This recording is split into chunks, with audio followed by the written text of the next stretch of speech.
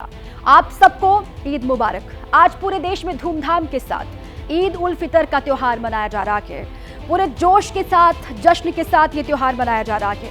बीती रात ईद के चांद का दीदार हुआ, जिसके बाद इंतजार खत्म हुआ और एक दूसरे को मुबारकबाद देने का सिलसिला शुरू हो गया है।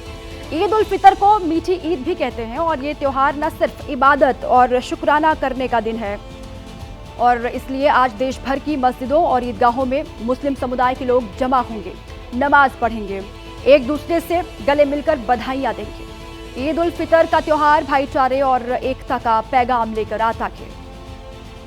तो देश की तरक्की की, देश में अमन चैन की दुआएं मांगी जाती हैं आज के दिन, और यही वजह है कि ईद की नमाज पर सबकी निगाहें टिकी होती हैं। लेकिन आज निगाहें कुछ और वजहों से भी होंगी, क्योंकि आज ईद की नमाज के साथ साथ मुस्लिम संगठनों और कई मुस्लिम सियासतदानों ने लोगों से अपील की है कि वो वक्फ संशोधन बिल का विरोध जताने के लिए काली पट्टी बांधकर ईद की नमाज अदा करें, और ठीक उसी तरह पूरे शांतिपूर्ण तरीके के साथ जैसे रमजान के आखिरी जुमे पर यानी 28 मार्च को देश के कई इलाकों में नमाज पढ़ी गई थी। तो देश में ईद का त्योहार धूमधाम के साथ मनाया जा रहा है आज, और वक्फ के विरोध में भी काली पट्टी बांधकर जो मुस्लिम सियासतदान हैं, मुस्लिम संगठन हैं, उन्होंने लोगों से अपील की है कि आप काली पट्टी बांधकर नमाज अदा करें और एक संदेश देने की कोशिश करें वक्फ संशोधन बिल के खिलाफ। एक तरफ ईद का जोश है, हर्षोल्लास के साथ ईद का त्योहार पूरे देश भर में मनाया जा रहा है, और दूसरी ओर वक्फ के विरोध में काली पट्टी बांधकर संदेश देने की कोशिश भी की जाएगी। और दूसरी ओर लगातार बधाइयां भी मिल रही हैं, ईद की शुभकामनाएं दी जा रही हैं। धर्म के नाम पर सियासत भी लगातार जारी है, और अलग अलग शहरों में अलर्ट भी है, और इसीलिए भी फ्लैग मार्च निकाला गया। बीती रात अलग अलग हिस्सों में पुलिस के जवान फ्लैग मार्च करते हुए दिखाई दिए। ये 3 तस्वीरें आपको हम दिखा रहे हैं। संभल की है, वाराणसी की, लखनऊ की, जहां पर पुलिस कर्मियों को आप देख रहे हैं। और उत्तर प्रदेश में आप जानते हैं कि सड़कों पर नमाज पढ़ने की मनाही है, और इसके लिए सरकार ने ये कहा है, साथ ही प्रशासन ने भी ये कहा है कि अगर कहीं पर भी सड़क पर नमाज पढ़ते हुए लोग दिखाई दिए तो उन पर एक्शन लिया जाएगा। और उसी को सुनिश्चित करते हुए ये संभल, वाराणसी और लखनऊ की तस्वीर आपको हम दिखा रहे हैं, जहाँ पर पुलिसकर्मी सड़कों पर निकले और वहाँ लोगों से अपील भी की कि शांतिपूर्ण तरीके से ईद का त्योहार मनाएं, नमाज पढ़ें ईदगाहों पर, मस्जिदों में जाकर के, लेकिन सड़क पर नमाज ना अदा की जाए, इसको लेकर लगातार अपील। और उसके बाद इस तरीके से असर भी दिखाई दिया। संभल में पुलिस के जवान अलग अलग हिस्सों में नजर बनाए हुए हैं। जो संवेदनशील इलाके हैं वहां पर खुद सीओ अनुज चौधरी को आप देख रहे हैं, वो रात भर निकले और उन्होंने फ्लैग मार्च किया। और इसके अलावा वाराणसी की तस्वीर भी आपको हम दिखा रहे हैं, जहां पर पुलिसकर्मी सड़कों पर निकले और वहां भी देखा गया जो इलाके हैं अलग अलग, वहां किस तरीके से इंतजाम है। लोगों से ये कहा गया कि आप मस्जिदों में ही नमाज पढ़ें, ईदगाहों में ही नमाज अदा करें आज के दिन। और साथ ही लखनऊ में भी वो तस्वीर आप देख रहे हैं, जहां पर पुलिसकर्मी फ्लैग मार्च कर रहे हैं। ये संभल की तस्वीर आपको हम दिखा रहे हैं। सीओ अनुज चौधरी जिन्होंने जो बयान दिया होली और जुमा को लेकर, वो काफ़ी विवादों में भी रहा। और उसके बाद अब संभल में भी पुलिस प्रशासन ने ये सुनिश्चित करने के लिए कहा है तमाम जो मुस्लिम संगठन है उनको भी कि आप लोगों से ये अपील करें मुस्लिम समुदाय के कि वो ईदगाहों और मस्जिदों में ही नमाज अदा करें, सड़कों पर ना दिखें, सड़कों पर ना नमाज पढ़ें। और इसीलिए पुलिस अलर्ट पर है, संभल हो या फिर अलग अलग जिले उत्तर प्रदेश के। लगातार ये अपील सभी से की गई, सरकार की तरफ से भी और प्रशासन की तरफ से भी, कि शांतिपूर्ण तरीके से ईद का ये त्योहार मनाएं। सीसीटीवी कैमरे करीब संभल के अंदर लगे हुए 1300 करीब सीसीटीवी कैमरे। इसके अलावा जगह जगह पे ड्रोन भी उड़ा के देखा जाता है जहाँ जैसी जरूरत पड़ती है। और 8-7 कंपनी BSc, 3 कंपनी RF। एक तरफ यूपी में मनाही के बावजूद सड़क पर नमाज पढ़ने की चुनौती देते मौलाना। मेरा देश है यार, मैं कहीं पे भी खड़े होकर नमाज पढ़ूंगा और देखूंगा कि मुझे नमाज पढ़ने से कौन रोकेगा। दूसरी ओर खुलेआम तलवार बांटकर तेवर दिखा रहे बीजेपी सांसद। आज सनातन धर्म पर चौतरफा हमला हो रहा है। हमारे धर्म पर पथराव होता है कि नहीं होता है? सच्चाई है कि आज भी हो। और रामनवमी से पहले सनातन पर संकट की बात करने वाले सांसद का पूरा नाम है मनीष जायसवाल। पथराव किया है, कभी किसी धर्म पर पथराव किया है। सच्चाई है कि आज भी हो रहा है हमारे धर्म पर पथराव। सबसे पहले बात इन्हीं की करते हैं, झारखंड के हजारीबाग से सांसद मनीष जायसवाल की, जिन्होंने रामनवमी से पहले अपने लोकसभा क्षेत्र हजारीबाग में एक अभियान के तहत अस्त्र शस्त्र वितरण कार्यक्रम शुरू कर दिया। जगह जगह तंबू लगाकर तलवारें और लाठियां बांट डाली, ये कहते हुए कि हिंदू खतरे में है और नई पीढ़ी के नौजवानों को भी ये खतरा भांप लेना चाहिए। तो हम अपने धर्म के प्रति जागरूकता लाने की जरूरत है। हमको हमारे बाप दादा ने जो सिखाया, हमने जो देखा, अब हमारा कर्तव्य बनता है कि हमारा बाल बच्चा वो चीज भी देखे, वही चीज सीखे, तभी सनातन धर्म हमारा आगे बढ़ेगा। तो ये जो अस्त्र शस्त्र का जो परंपरा हमारा रहा है, ये बढ़े, इसके लिए हम लोगों ने प्रयास किया। और आज सभी अखाड़ों को जो है हम लोग ये दंड और तलवार भेंट करने के लिए आए हैं, इस आशा और विश्वास के साथ कि अभी रामनवमी में 7-8 दिन है। अपने इस दंड और खड्ग वितरण कार्यक्रम में बीजेपी सांसद ने इशारों में बता दिया कि जरूरत पड़ने पर यह डंडा चलाना किस पर है। और हमारे यहाँ जो सांप है, उस पर भी ये डंडा जो है कारगर सिद्ध होगा। लेकिन त्योहार से पहले तलवार और डंडे क्यों बांटे जा रहे हैं, ये बताने की बजाय बीजेपी सांसद ने आरोप लगाया कि झारखंड के हालात बीते दौर के कश्मीर की तरह होते जा रहे हैं। एक समय था जब कश्मीर में पत्थरबाजी चरम पर था, आज है क्या? सरकार की इच्छा शक्ति थी, उसने रोक दिया। जब आप वोट बैंक की राजनीति सामान्य समय में भी करेंगे तो लॉ एंड ऑर्डर को खराब होने से कोई रोक नहीं सकता है। वहीं विरोधी दलों का आरोप है कि इस तरह तलवारें बांटकर बीजेपी सांसद न सिर्फ नौजवानों का भविष्य चौपट कर रहे हैं, बल्कि धार्मिक तनाव भी बढ़ा रहे हैं। बीजेपी सांसद की तलवारबाजी सहयोगी दलों को भी पसंद नहीं आ रही, वो भी नसीहत दे रहे हैं। बीजेपी किस तरह से नौजवानों का भविष्य बर्बाद कर रही है। बीजेपी के हजारीबाग के माननीय सांसद तलवार और लाठी बांटने की बात कर रहे हैं, हाथ में कलम और नौकरी बांटने की बात कब करेंगे बीजेपी? हजारीबाग में अप्रिय घटना घटी है, लेकिन इसका ये मतलब नहीं है कि कानून को अपने हाथ में लिया जाए, किसी को उकसाया जाए। हमें लगता है कि कानून का सख्ती से पालन होना चाहिए।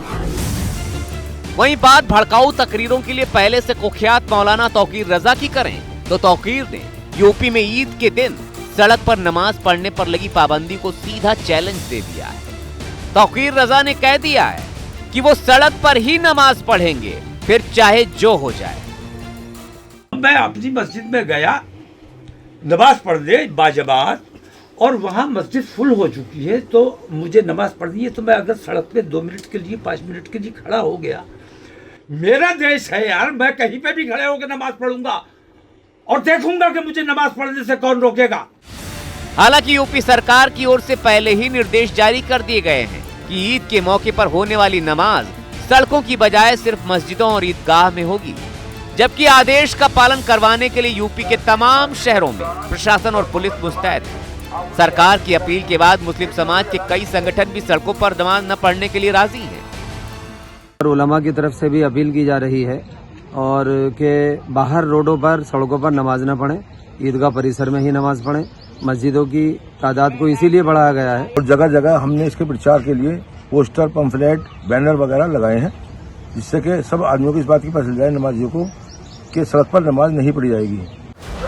लेकिन योगी सरकार के आदेश पर मुस्लिम समाज की ये रजामंदी तौकीर रजा ही नहीं, बल्कि यूपी से दूर बैठे कुछ मुस्लिम नेताओं को भी रास नहीं आ रही। मुझे अगर मस्जिद में जगह नहीं मिली तो यकीन मानो मैं सड़क पे नमाज पढ़ूंगा। ईद की नमाज इंपॉर्टेंट है, घर में तो नहीं पढ़ सकते वो नमाज को, मैं रास्ते पे नमाज पढ़ूंगा। पुलिस प्रशासन जो करना है केस करे, अंदर डालना है डाल दे। हालांकि मुसलमानों की नाराजगी नवरात्र से पहले मीट मटन की दुकानों पर पाबंदी लगाने की मांग पर भी है, जो दिल्ली से होते हुए यूपी तक पहुंच गई। यूपी सरकार ने भी धार्मिक स्थलों के पास मांस की बिक्री पर रोक के निर्देश जारी किए हैं, लेकिन धार्मिक आस्था से जुड़े मामले में हो रही राजनीति माहौल को संभालने की बजाय बिगाड़ने की कोशिश में दिख रही है। आज ईद है, इसके बाद रामनवमी और हनुमान जयंती आएगी, फिर ईस्टर और अक्षय तृतीया भी मनाई जाएगी। यानी पूरे अप्रैल के महीने में ये फेस्टिव सीजन जारी रहेगा और अमन चैन का टेस्ट भी होगा। इस बीच झारखंड के हजारीबाग से आई तस्वीर टेंशन बढ़ाने वाली है।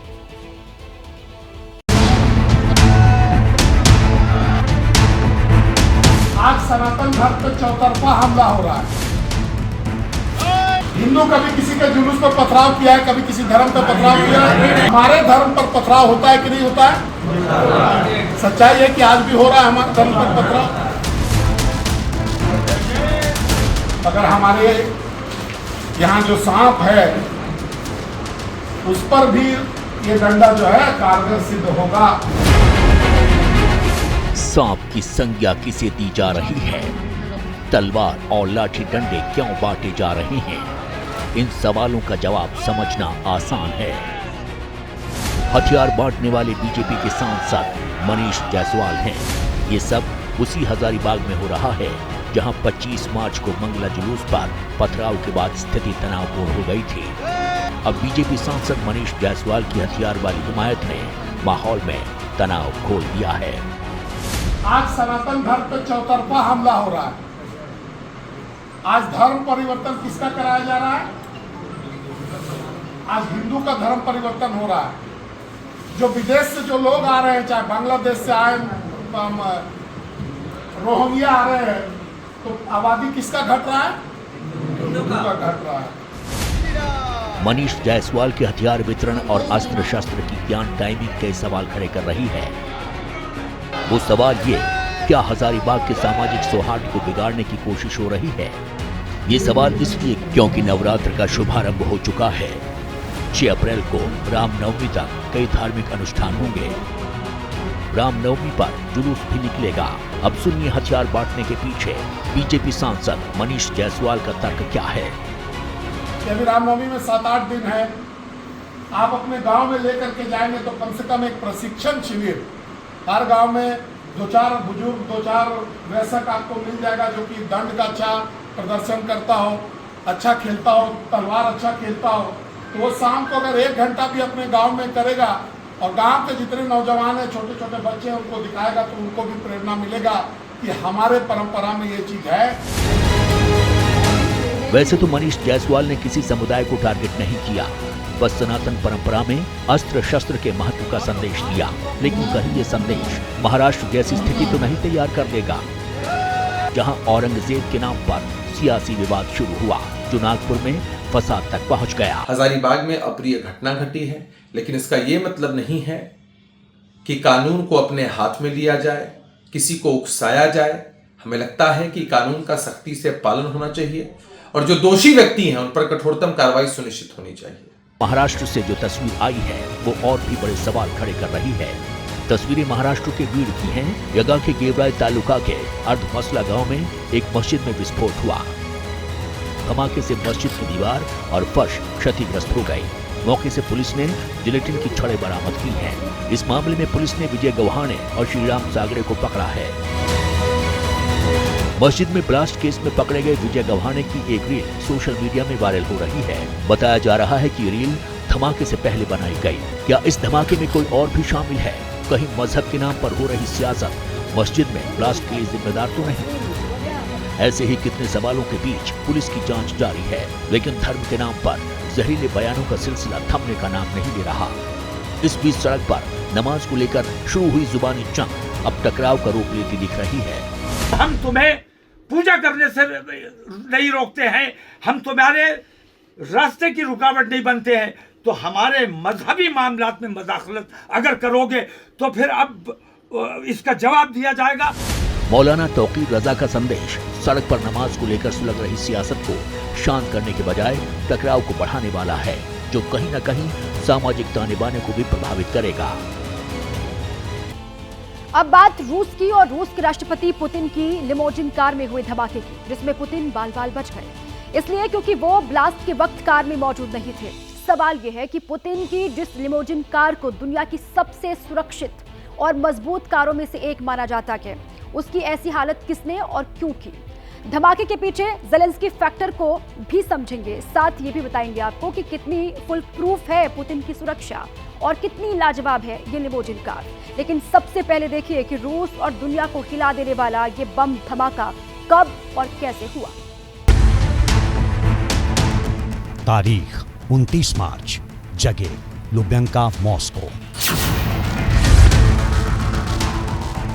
रूस की सबसे पावरफुल हस्ती की सबसे भरोसेमंद कार में एक जबरदस्त धमाका होता है और कार जलकर खाक हो जाती है।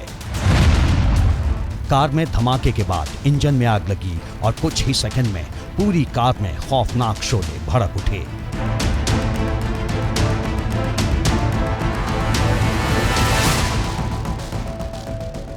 कार के चारों तरफ धुआं फैल गया। जब तक कोई कुछ समझ पाता, कार का पिछला हिस्सा तबाह हो चुका था।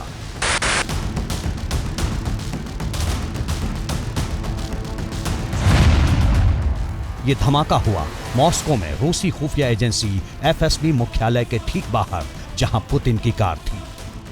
गनीमत थी कि धमाके के वक्त पुतिन अपनी कार में नहीं थे, वरना अंजाम काफी भयानक हो सकता था।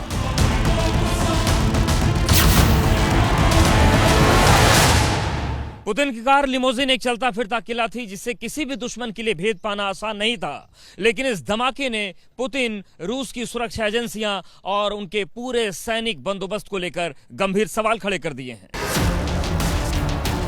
पुतिन की लिमोजिन कार कितनी आलीशान है, कितनी मजबूत है और कितनी खास है, ये भी बताएंगे। पर फिलहाल उस धमाके और उसके पीछे की साजिश को समझना जरूरी है। पुतिन की कार में धमाके के पीछे साजिश का पहला संदेह यूक्रेन पर किया जा रहा है और उसकी मुकम्मल वजह भी है। सुनिए यूक्रेन के राष्ट्रपति ज़ेलेंस्की का वो बयान जो उन्होंने कुछ ही दिन पहले दिया था। Путін боїться тільки своє суспільство. Дестабілізація його суспільства – це те, чого він боїться. Але ніхто не зможе на це вплинути, він сам на це вплине. Його економіка вплине, санкційна політика буде впливати, те, що він не контролює і не захищає всі свої території.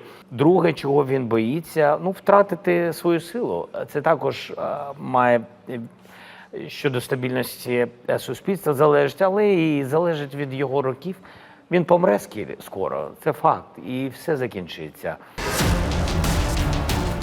सुना आपने, ज़ेलेंस्की का ये बयान 26 मार्च का है, जब उन्होंने पेरिस में मिरर को दिए एक इंटरव्यू में कहा था कि पुतिन की जल्द मौत होगी और फिर ये सब खत्म हो जाएगा। अब सवाल उठता है कि पुतिन की कार में हुए धमाके के पीछे ज़ेलेंस्की के इस बयान का क्या कनेक्शन है। अनफॉर्चुनेटली या फॉर्चुनेटली तकरीबन 72 आवर्स पहले प्रेसिडेंट ज़ेलेंस्की ने साफ तौर पे कहा था कि रशिया और रशिया और यूक्रेन की जो लड़ाई है ख़त्म हो सकती है जब पुतिन मारे जाएंगे। उन्होंने कहा कि पुतिन जो है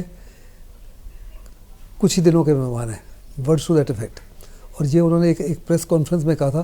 कुछ हाथ यूक्रेनियंस का हो सकता है, लेकिन दावा नहीं किया जा सकता कि क्या इसमें कोई एक्सटर्नल इन्वॉल्वमेंट था या कोई इंटरनल इन्वॉल्वमेंट है।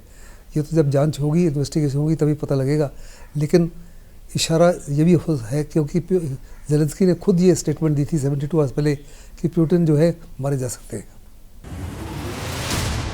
बताने की जरूरत नहीं कि ज़ेलेंस्की पुतिन की मौत क्यों चाहते हैं, लेकिन सवाल है कि क्या वो इसके लिए कार ब्लास्ट जैसी खुल्लम खुल्ला साजिश का रास्ता अपना सकते हैं। क्या ज़ेलेंस्की को नहीं पता कि अगर ऐसा हुआ तो उसके कितने गंभीर नतीजे हो सकते हैं। पुतिन से ज्यादा ज़ेलेंस्की को रूस से जान का खतरा सताता रहा है। जब तक ज़ेलेंस्की को यह भरोसा नहीं मिला कि रूस उन्हें नहीं मारेगा, तब तक वो बंकर में छिपे रहे। ऐसे में कहना जल्दबाजी होगी कि इस कार धमाके से ज़ेलेंस्की का कोई संबंध नहीं है। हो सकता है कि पुतिन और ज़ेलेंस्की की जानी दुश्मनी का फायदा कोई तीसरा शख्स उठाना चाहता हो।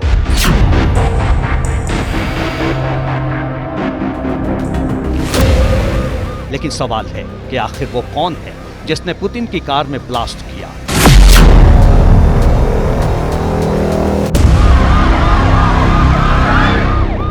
वो कौन है जो पुतिन की 4 लेयर वाली सुरक्षा कवच को भेद कर उनकी कार तक पहुंच गया। पुतिन की सुरक्षा का पहला कवच है पुतिन के बॉडीगार्ड्स, दूसरा घेरा है भीड़ के बीच छिपे सुरक्षाकर्मी। तीसरा घेरा भीड़ के किनारे खड़े सुरक्षाकर्मियों का है और चौथा घेरा है छतों पर तैनात स्नाइपर्स का। सड़क पर पुतिन एक हथियारों से लैस काफिले के साथ चलते हैं। इस काफिले में AK-47, टैंक रोधी ग्रेनेड लॉन्चर और पोर्टेबल एंटी एयरक्राफ्ट मिसाइलें शामिल होती हैं। पुतिन खुद बुलेट प्रूफ जैकेट पहनते हैं। इसके अलावा पुतिन के मस्कीटियर्स 24 घंटे उनके आसपास मौजूद रहते हैं।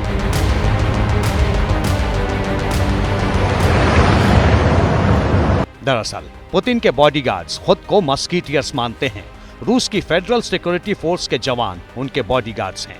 किसी की भी तलाशी, निगरानी या गिरफ्तारी करने का उन्हें अधिकार हासिल है और उन्हें सभी सरकारी एजेंसियों को आदेश देने का भी अधिकार है। जाहिर है पुतिन के इस सख्त सुरक्षा घेरे को भेदना बेहद मुश्किल है। एंटी टैंक ग्रेनेड्स रहते हैं, उनके पास एंटी एयरक्राफ्ट मिसाइल्स रहती हैं। जो दूसरा घेरा सुरक्षा का है वो भीड़ के बीच में रहता है और जो तीसरा सुरक्षा है घेरा है वो भीड़ के किनारे रहता है और जो चौथा सुरक्षा की टियर है वो आसपास के घरों के छतों पर स्नाइपर के रूप में तैनात रहती है। यानी कि पुतिन के साथ करीब करीब एक मिनी आर्मी चलती है।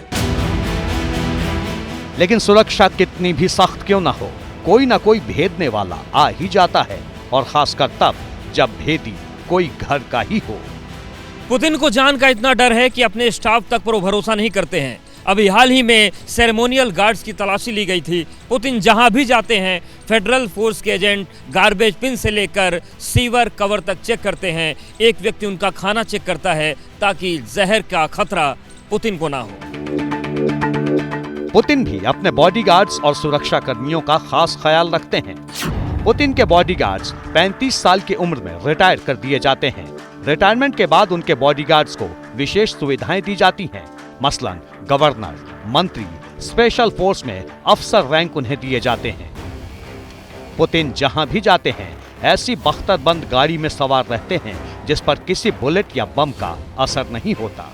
लिमोजिन कार भी ऐसा ही एक सुरक्षा कवच है। ये तस्वीरें उस वक्त की हैं जब पुतिन और नॉर्थ कोरिया के जनरल किम जोंग एक साथ लिमोजिन कार में सवार थे। पुतिन अपनी लिमोजिन कार खुद ड्राइव कर रहे थे। तब किम को पुतिन की ये कार इतनी पसंद आई कि पुतिन ने खुद उन्हें लिमोजिन कार गिफ्ट कर दी। पुतिन को लिमोजिन कार इतनी क्यों पसंद है वो भी जान लीजिए। दरअसल करीब 3 करोड़ रुपए से भी ज्यादा महंगी लिमोजिन लग्जरी कार बख्तरबंद है। कार पर बुलेट या बम का असर नहीं होता।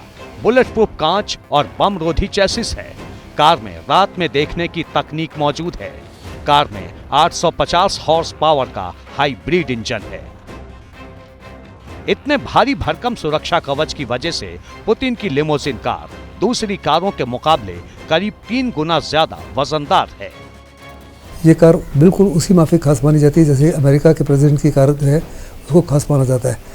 इसमें हर प्रकार के बुलेट प्रूफ डिवाइसेस हैं।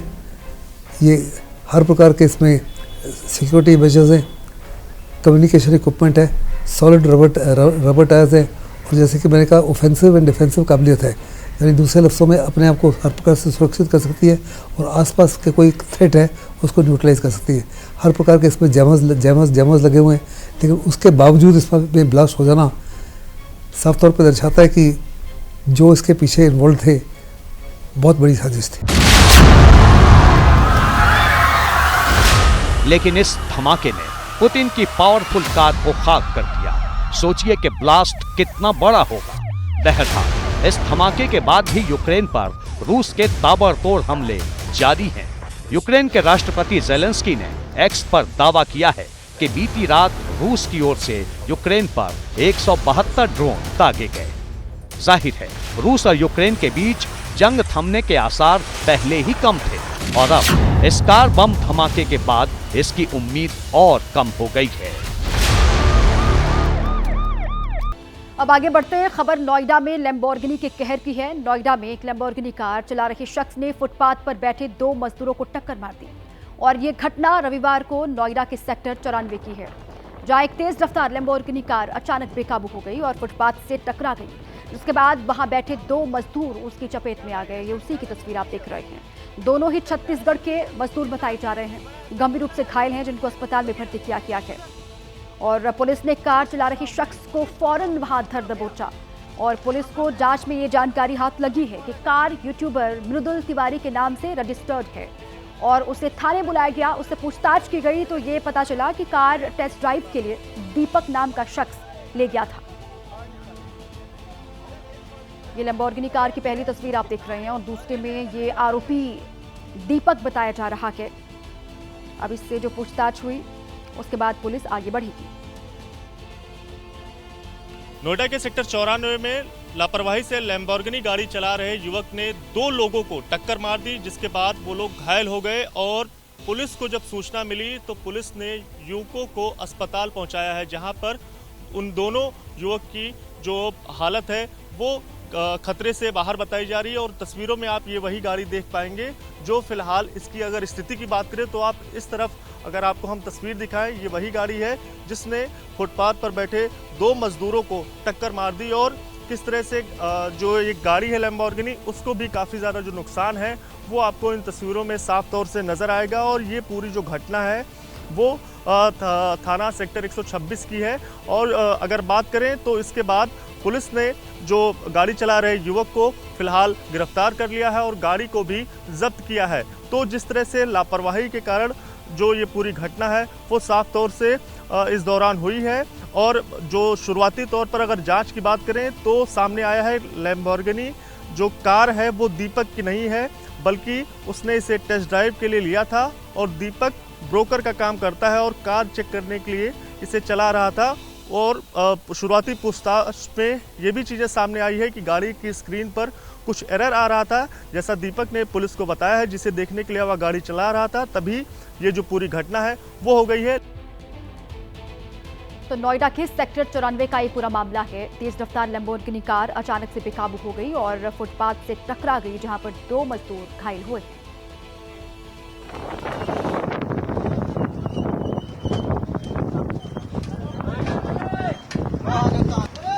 क्या भाई स्टंट ज्यादा सीख लिए? स्टंट ज्यादा सीख लिए? कितना आदमी मरा पता है? मर गया इधर। तो क्या देख उधर, पुलिस को बुलाओ, पहले पुलिस को बुलाओ, पुलिस को बुलाओ भैया।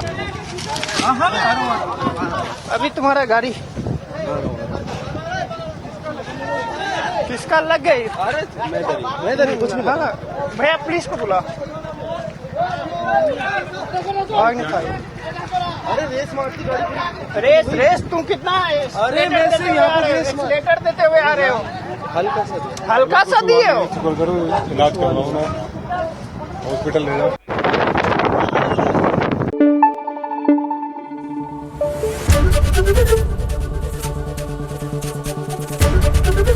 ABP न्यूज आपको रखे आगे।